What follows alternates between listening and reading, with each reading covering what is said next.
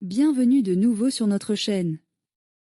Aujourd'hui, nous nous arrêtons exactement autour de l'année 2300 avant Jésus-Christ, le moment où l'Europe entre définitivement dans l'âge du bronze et connaît l'une des plus grandes révolutions démographiques, linguistiques et culturelles de toute sa préhistoire. La carte que vous voyez représente un continent en pleine transformation. 3 grandes vagues de changements se produisent simultanément. L'expansion définitive de la métallurgie du bronze, l'arrivée massive des peuples indo-européens venus des steppes et l'essor des premières sociétés complexes dans l'Égée et le bassin oriental de la Méditerranée.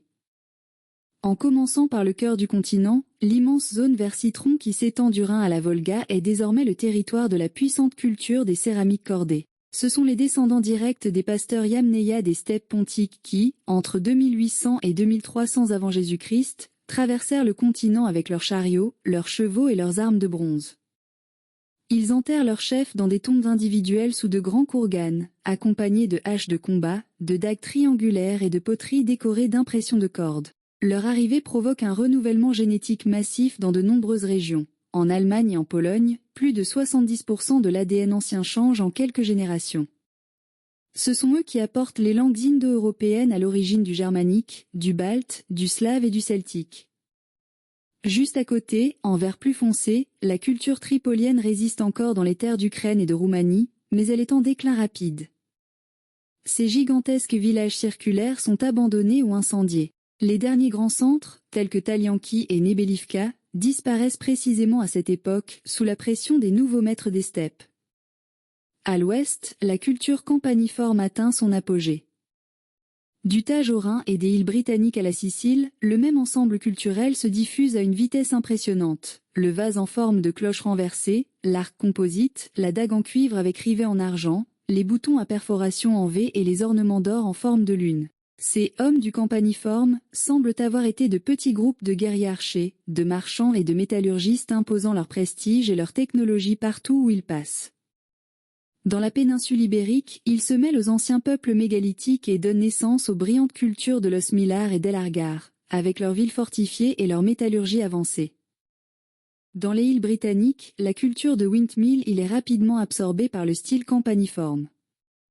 C'est précisément à cette époque que s'achève la construction de la phase principale de Stonehenge, désormais munie des énormes pierres sarcènes et des trilithes bleus apportés depuis plus de 200 km. Stonehenge devient le grand centre cérémoniel du nord-ouest de l'Europe.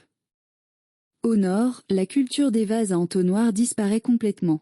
Son territoire est occupé par 2 nouveaux horizons, l'orange de la culture de la hache de bataille, en Scandinavie et dans le nord de l'Allemagne, où les guerriers enterrent leur hache de pierre ou de cuivre comme symbole de pouvoir, et le jauneur de la culture des céramiques cordées que nous avons déjà mentionné. Dans les Balkans et la vallée du Danube, de nouvelles cultures guerrières apparaissent. L'orange de la culture de Vudol, en Croatie et en Serbie, célèbre pour sa céramique polychrome et pour les premiers chars à 4 roues connus, le jaune des cultures de Butmir et de Bubange, et le gris de la puissante culture Gomolava-Gomlitsa, qui contrôle les routes du cuivre venant des Carpates. En Italie centrale et septentrionale, les peuples italiques sont déjà présents. La culture de Romedello, dans la vallée du Pô, et la culture de Polada enterrent leurs morts avec des épées de bronze et des haches à ailerons, des signes clairs de l'influence des steppes.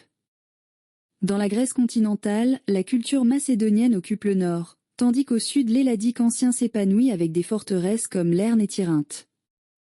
C'est le monde des premiers Grecs indo-européens qui, en quelques siècles, construiront Mycène et Pylos. En Crète, les palais minoenses commencent à être conçus, bien qu'ils ne soient encore que de grandes maisons.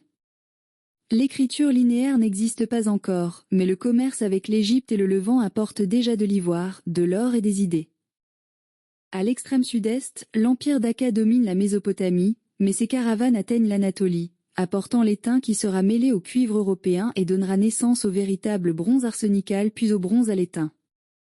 En résumé, l'an 2300 avant Jésus-Christ est le moment où l'Europe préhistorique meurt et où l'Europe historique commence à naître. Les anciens agriculteurs néolithiques du 7e millénaire sont remplacés ou absorbés par des peuples cavaliers parlant des langues indo-européennes et apportant la roue, le cheval de selle, le bronze et l'inégalité sociale héréditaire.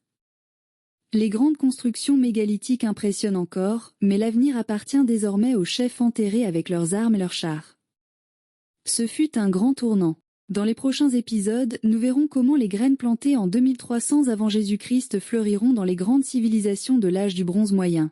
Mycènes, les peuples de la mer, les guerriers du Nord avec leurs épées à antennes et l'effondrement qui allait tout bouleverser à nouveau.